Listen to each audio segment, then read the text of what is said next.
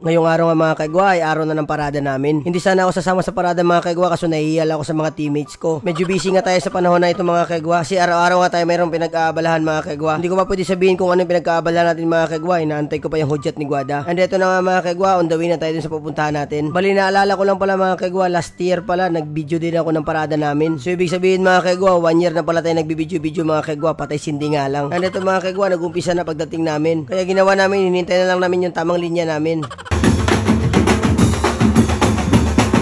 Kaya ang nangyari, sinalubong na lang namin yung nagpaparid. Hindi nga kami ka-teammate ng mga improbable gang ngayon mga kaigwa kasi meron silang mga sariling division din. Bali kami lang nito ba magkasama sa isang team ngayon mga kaigwa. Basta importante dyan mga kaigwa, mag-enjoy lang sa laro. Bali midget pala yung nauna dyan mga kaigwa, tapos sinundan nila Deo, Junior Division. Kami kasi nataba mga kaigwa, sumali na kami sa Super Junior Division. So bali ito pala yung mga teammates ko mga kaigwa, kunti lang kami dyan, 7 lang kami nagpaparada dyan. Bali yung dalawa dyan, wala mga kaigwa, tapos si Robert hindi na tumuloy. Busy na kasi si Robert mga kaigwa, kaya hindi mo na siya basta-basta mapapasali sa mga ganito. Tapos maya-maya mga kaigwa, pinicturan kami tapos tumigil kami sa unahan kasi sobrang pagod na talaga yung paglalakad. Nasa badang huli na kasi kami nakapila mga kaigwa kasi late na nga kami dumating. Kaya ang nangyari dyan mga kaigwa, inintay na lang namin yung ulo na dumaan ulit sa amin. Tapos sabay singit na lang mga kaigwa para makapila ulit.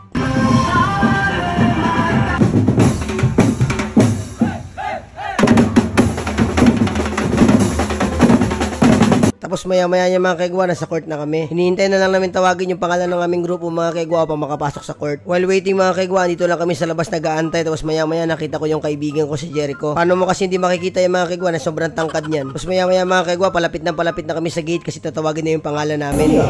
Players, Chris Talino, Zeneta Corte, Howard Musi, Kimet Masco, Kent De La Fuente, Joey Velasco, Mark Reyes, Jason Solomon, Will Villamero, Robert Bula, and Alberto De Asis. Their news is Jasmine Solomon, palakpakan pala, Super Junior Division, Team City Heights. Yo, yo!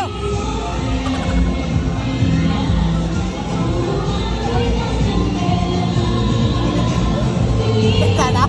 Bigyan ako.